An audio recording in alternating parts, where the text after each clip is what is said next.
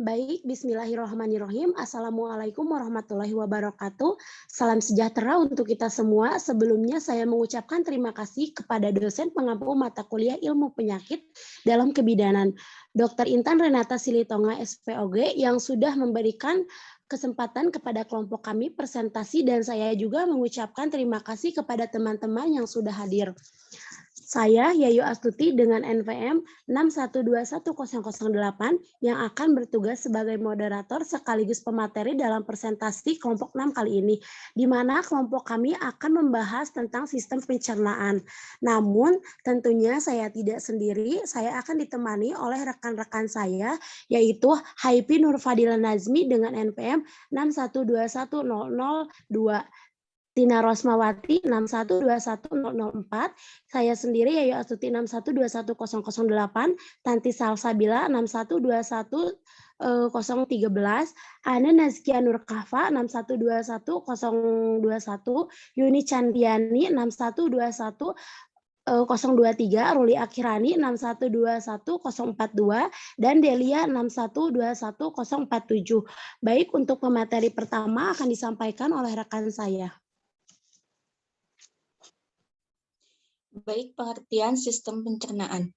Pencernaan makanan merupakan proses mengubah makanan dari ukuran besar menjadi ukuran yang lebih kecil dan halus, serta memecah molekul makanan yang kompleks menjadi molekul yang sederhana dengan menggunakan enzim dan organ pencernaan. Enzim ini dihasilkan oleh organ pencernaan dan jenisnya tergantung dari bahan makanan yang akan dicerna oleh tubuh. Zat makanan yang dicerna akan diserap oleh tubuh dalam bentuk yang lebih sederhana.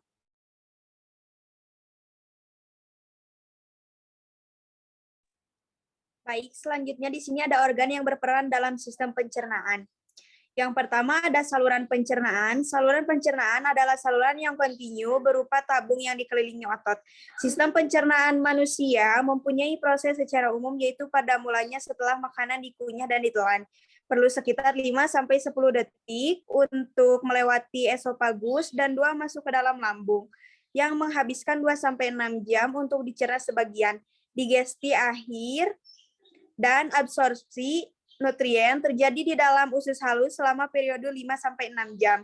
Dalam waktu 12-14 jam, material apapun yang tak tercerna akan melewati usus besar. Dan feses dibuang melalui anus. Organ-organ yang terlibat antara lain rongga, mulut, faring, esofagus, lambung, lumen, usus halus, dan epitelium usus halus. Baik, yang nomor 2, organ pencernaan tambahan atau aksesoris. Organ pencernaan tambahan ini berfungsi untuk membantu saluran pencernaan dalam melakukan kerjanya. Gigi dan lidah terdapat dalam rongga mulut, kantung empedu, serta kelenjar pencernaan akan dihubungkan kepada saluran pencernaan. Melalui sebuah saluran kelenjar pencernaan, tambahan akan memproduksi sekret yang bahan makanan. Gigi, lidah, kantung empedu, beberapa kelenjar pencernaan seperti kelenjar ludah, hati, dan pankreas.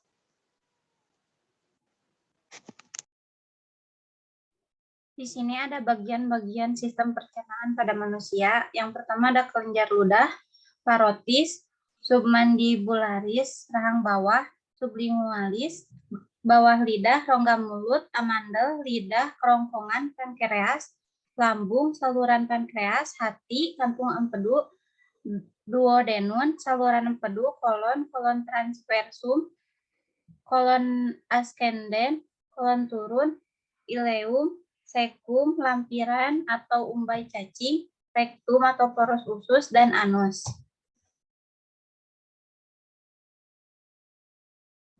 Selanjutnya di sini ada gangguan sistem pencernaan.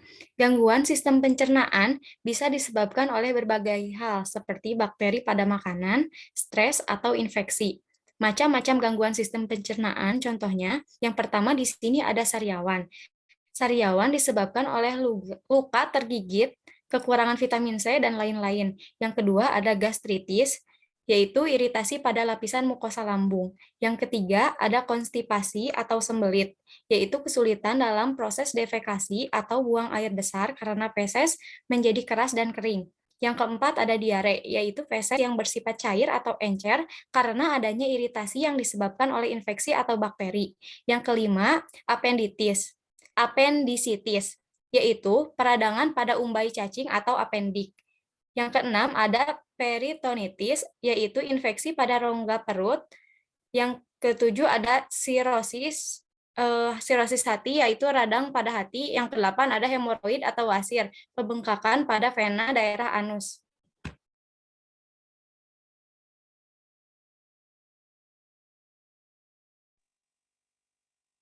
Berikutnya ada mekanisme sistem pencernaan. Yang pertama, kelenjar pencernaan, enzim yang dihasilkan dan fungsi enzim. Yang pertama ada kelenjar ludah, enzim yang dihasilkan adalah ptialin, sedangkan fungsinya sendiri adalah amilum, mengubah amilum menjadi maltosa. Yang kedua ada dinding lambung, menghasilkan enzim pepsin, asam klorida, serta renin. Fungsi dari dinding lambung sendiri adalah menghasilkan protein menjadi pepton atau peptida, mematikan mikroorganisme, dan menggumpalkan protein susu atau kasein. Yang ketiga, ada hati. Hati sendiri menghasilkan empedu dan mengubah lemak menjadi emulsi lemak. Keempat, ada pankreas yang menghasilkan enzim amilase, tripsin, dan lipase. Fungsi pankreas sendiri adalah mengubah amilum menjadi maltosa, protein atau pepton menjadi asam amino, lemak menjadi asam lemak, dan gliserol.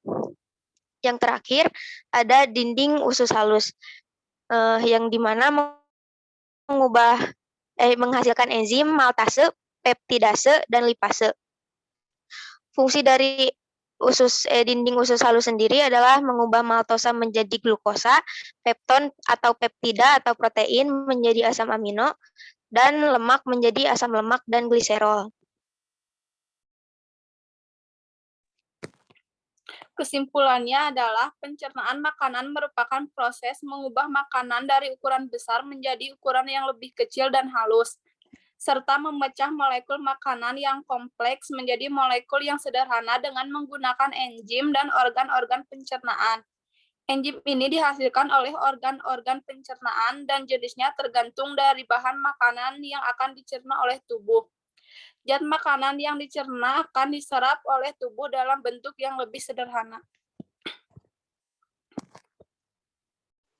Baik, mungkin sekian presentasi dari kelompok kami. Mohon maaf bila ada kesalahan. Wassalamualaikum warahmatullahi wabarakatuh.